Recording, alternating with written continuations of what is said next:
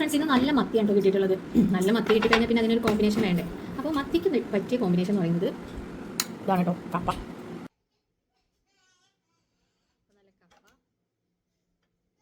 ഇന്ന് നമുക്ക് നല്ല കപ്പയും മത്തി വറുത്തതും മത്തി മുളകിട്ടതും കഴിക്കാം. അപ്പോൾ നല്ല മത്തിയാണ് കേട്ടോ, അതൊക്കെ കണ്ടാൽ തന്നെ അറിയാം. നമുക്ക് നല്ല ഫ്ലഷ് നല്ല മത്തിയായിരുന്നു. കുറേ കാലങ്ങൾക്ക് ശേഷം കേട്ടോ നല്ലൊരു മത്തി കിട്ടുന്നത്. നമ്മൾ വാങ്ങാറേ ഇല്ല മത്തി, അതായത് ടേസ്റ്റ് ഉണ്ടാവാറില്ല അത് കാരണം. അപ്പോൾ ഇന്ന് എന്തായാലും നല്ല മത്തി കിട്ടിയിട്ടുണ്ട്. അപ്പോൾ നല്ല മുളകിട്ട കറിയാണ് വെച്ചിട്ടുള്ളത്. നമുക്ക് എപ്പോഴും കപ്പയിലേക്ക് ടേസ്റ്റ് ഉണ്ടാവുക മുളകിട്ട കറിയും അതുപോലെ തന്നെ വറുത്ത മീനും. അത് ആ ഒരു കോമ്പിനേഷനാണ് കേട്ടോ നല്ല ടേസ്റ്റ്. നമുക്ക് കുറച്ച് കപ്പയും കുറച്ച് മത്തി വറുത്തതും കുറച്ച് കറിയും കൂട്ടിയിട്ടൊന്ന് കഴിച്ചു നോക്കാം.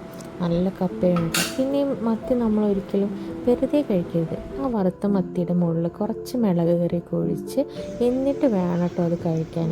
അപ്പോഴുള്ള ടേസ്റ്റ് ഉണ്ടല്ലോ, സൂപ്പറാണേ. അപ്പോൾ അങ്ങനെ ഒന്ന് കഴിച്ചു നോക്കട്ടോ.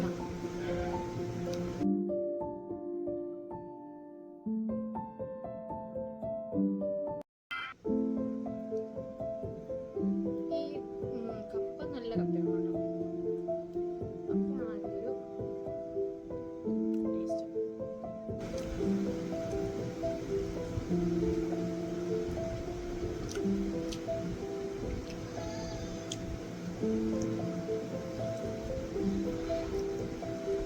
കപ്പ കഴിക്കുമ്പോൾ അതിനെ സംസാരിക്കാൻ പറ്റില്ല. കപ്പ കഴിക്കുമ്പോൾ അതല്ല, ഭക്ഷണം കഴിക്കുമ്പോൾ അപ്പോൾ ചേട്ടപ്പ ചെയ്യും.